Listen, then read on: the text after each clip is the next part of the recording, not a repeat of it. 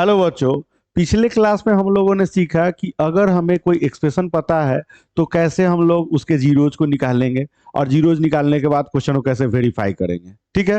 अब हम लोग को एक चीज देखना है कि अगर हमें जीरोज पता है और एक्सप्रेशन लाया जा सकता है। हाँ सर, लाया जा सकता है। ये देखिएगा, यानी a quadratic polynomial who zeros are alpha and beta. The quadratic expression who zeros are alpha and beta, then the expression will be क्या हो जाएगा। तो यहां पर ध्यान दीजिएगा, P x equal to x square minus alpha plus beta x plus alpha into beta. यानी कि अगर आपको जीरोज पता है तो जीरोज पता है तो आप उस क्वाड्रेटिक एक्सप्रेशन को भी बता सकते हैं। आइए क्वेश्चन से क्लियर करते हैं।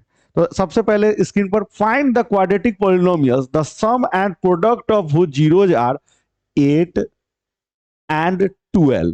तो सबसे पहले हम लोग लेट कर लेते हैं, यानी कि let alpha and beta be be zeros of the quadratic polynomial of the quadratic polynomials.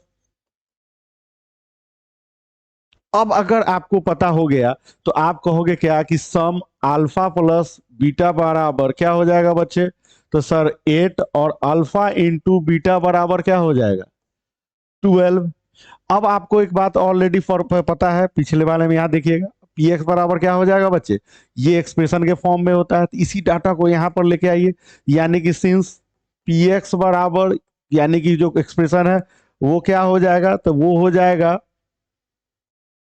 X square minus alpha plus beta x plus alpha into beta. चलिए इसमें इस डाटा को डालते हैं। तो अगर इसमें डेटा को डालते हैं तो x square minus alpha plus beta की वैल्यू कितनी है, तो 8x plus alpha into beta की वैल्यू कितनी है, तो 12 हो गया। ये आपका यानी कि जो आपसे पहला क्वेश्चन का एक पड़ाव जो है ये यहां पर आ गया, यानी फाइंड द क्वाड्रेटिक पॉलिनोमियल्स। लेकिन इसमें यह भी बोला गया है कि find the zeros of the polynomials.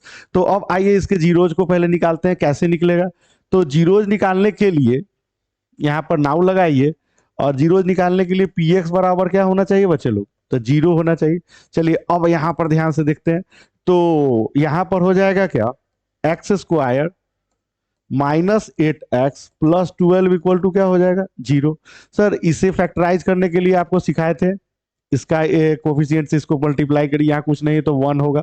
तो 12 को ऐसे दो भागों में तोड़ेंगे जिसके ऐड करके -8 लाना है। कितना हो जाएगा बच्चे, नहीं अगर पता है तो यहाँ 2 से करेंगे 6, फिर 2 से करेंगे 3। अब कुछ रास्ता निकल सकता है क्या, तो 2 2 जा 4 और 4 3 नहीं हो सकता है, 3 2 जा 6। अब देखिए यहाँ पर 6 अब प्लस 2, सर मल्टीप्लाई करके 12 तो आ गया। अब इस दोनों पे माइनस लगा देते हैं तो प्लस 12 भी हो जाएगा और दोनों को ऐड करके -8 आ जाएगा। चलिए सर अब यहाँ पर करते हैं एक्स स्क्वायर -6x, अब माइनस क्या हो जाएगा 2x प्लस 12 इक्वल टू 0। यहां पर आगे चलते हैं, यहां पर क्या कॉमन ले सकते हैं बच्चे, तो x यानी x -6 -2, और यहां पर हो जाएगा x -6 इक्वल टू 0। इस दोनों में से क्या कॉमन लिया जा सकता है, तो सर x -6 कॉमन लिया जा सकता है। यहां पर हो जाएगा x -2 इक्वल टू 0। अब when when x -6 equal to 0, x equal to क्या हो जाएगा बच्चे, तो सर +6, और when x -2 equal to 0, x equal to क्या हो जाएगा +2।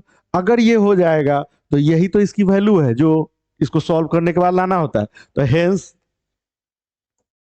Hence hence 6 and 2 be the zeros of the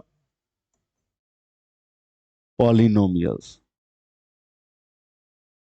ठीक है, उम्मीद है कि आप इस वीडियो से सीखे होंगे कि अगर आपको अल्फा और बीटा की वैल्यू पता हो तो एक्सप्रेशन कैसे निकालेंगे। ठीक है, ये आपके बोर्ड के लिए काफी इंपॉर्टेंट में भी आता है। तो इस वीडियो को पॉज करके आप इस क्वेश्चन को अगेन अगर बना लेते हैं तो आप इसमें एक्सपर्टी ले लेते हैं। काफी इससे आपको लगेगा कि कॉन्फिडेंस बढ़ेगा। और बुक के क्वेश्चंस को भी बनाइए, सैंपल पेपर के क्वेश्चन को भी बनाइए। Thank you.